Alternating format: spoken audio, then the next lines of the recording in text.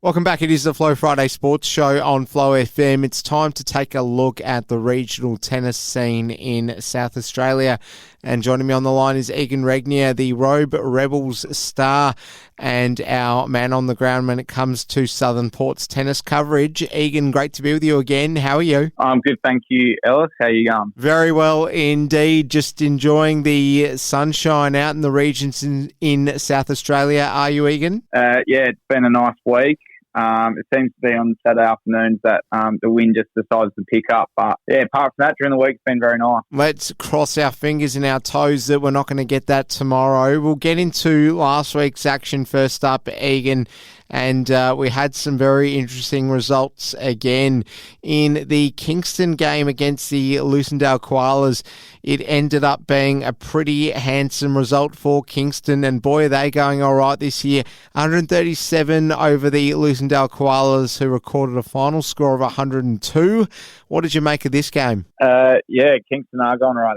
That's spot on. They've 2 from 2, and they started the season with 2 really good wins, but yeah, looking at the scorecard, Lucindale had their top man and top lady out, which doesn't help with everyone going up one position, but that's just what happens in our team sports. And I know Kingston also had their number one lady out too, so might even it out a little bit. But yeah, Kingston had their first home game for the year and started on fire. They won the first 4 mixed doubles of the day and got right into the singles, and yeah, again they were just too good with their ladies, and yeah, great win, having 17 sets to 7. So yeah, Kingston are flying.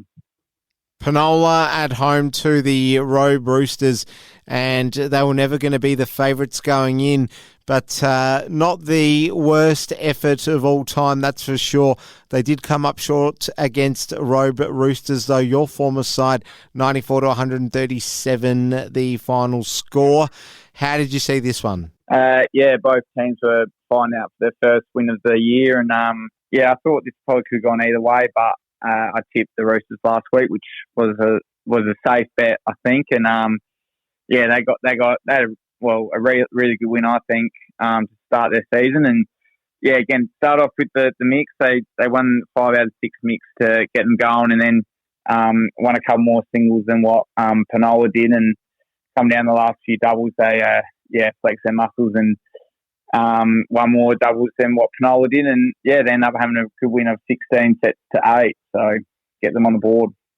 Narracourt had the edge over the Lucindale Wombats, this one finishing 119 to 105. How do you assess the effort of the Wombats in what was a tricky road trip? Yeah, Narracourt, just like Kingston, I think they're going to be a really strong side this year, and just reliable, I think, is the right word for Narracourt's side. They have their set few players that play every week, and they just perform every week too, which helps them move up the ladder, I guess. And yeah, looked at the scorecard. There was six juniors under 16 played in this game, so fantastic for our juniors in our region to be playing some senior tennis and get more matches into their system as they're growing up and learn the game a bit better. And yeah, there was a few mixed results on the scorecard though, but yeah, Narracourt had a really good win of 15 to 9, and yeah, they're going really well, just like Kingston.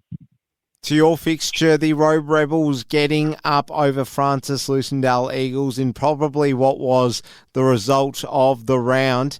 133 to 101 the final score, and the mixed doubles, a really significant point and a point of intrigue in this game, with both sides coming away with 3 wins each. But this seesawing affair going your way, Egan. What a win. You must have been pretty chuffed with this one. Yeah, for sure.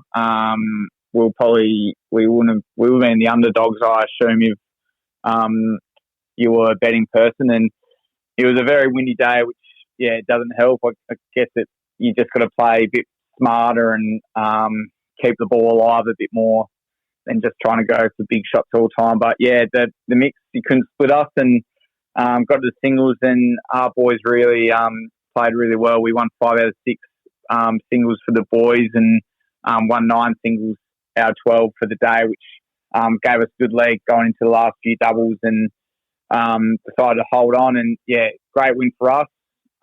Gives us a bit of confidence, and hopefully we can keep that going. No doubt. Well, Egan, as a senior figure in this side, how did you come away from this result, trying to keep people's feet on the ground? I know you're a fairly humble bloke. You probably wouldn't have gone around partying after the result, but nevertheless, hard to keep a lid on it when you win a game in unexpected circumstances like this. A few beers after is the way to go, I think, but nothing too serious. But yeah, it's early, it's round 3. You just don't know what's going to happen late in the season, and the way our fixture works and our competition works with finals, you got to win as many games as you can to finish where you want on the ladder. So every match is so important, and I think you just can't get too ahead of yourself, because there's, I said at the start of the year that I think there's a lot of teams that are really even, and it's just on the day who can perform a little bit better. And I think, I'm not saying we're better than Francis. We just probably had a better day, and they're a good side. So we've got to play them again later in the year down at Lucendale. So it could be a completely different result, but definitely take the win, and hopefully we keep going forward. All right, give us a brief rundown of the fixtures for this weekend, Egan. Yep, so the Robe Roosters, they're hosting Beachport after their bye, and it's going to be tough. We played Beachport a couple weeks ago, and I think they're going to be a bit too strong for the Roosters.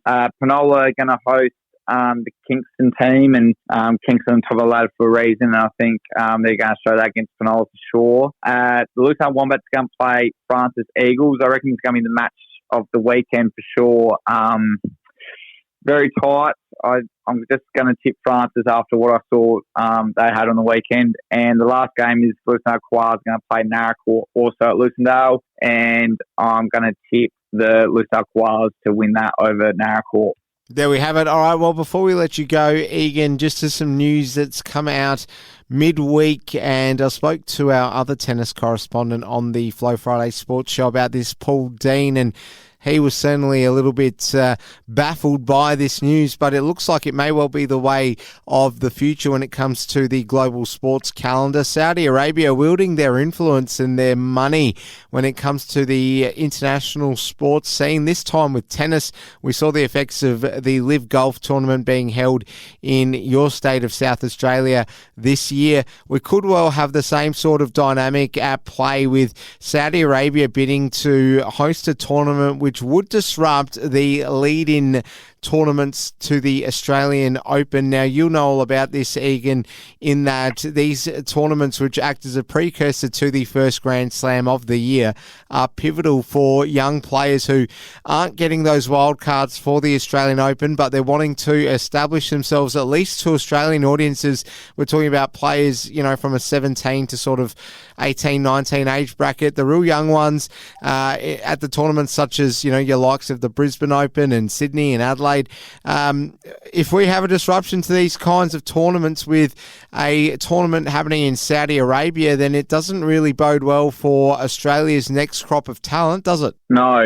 Pretty big news, really, especially for tennis, and obviously Tennis Australia as a business and a company that, they put so much time into, January especially, where they play all them tournaments around Australia, and get all the young ones that probably not a lot of people have heard about. They're trying to, make their way into the big stage and get their name onto the Grand Slam draws and stuff. And I know it's funny with sport.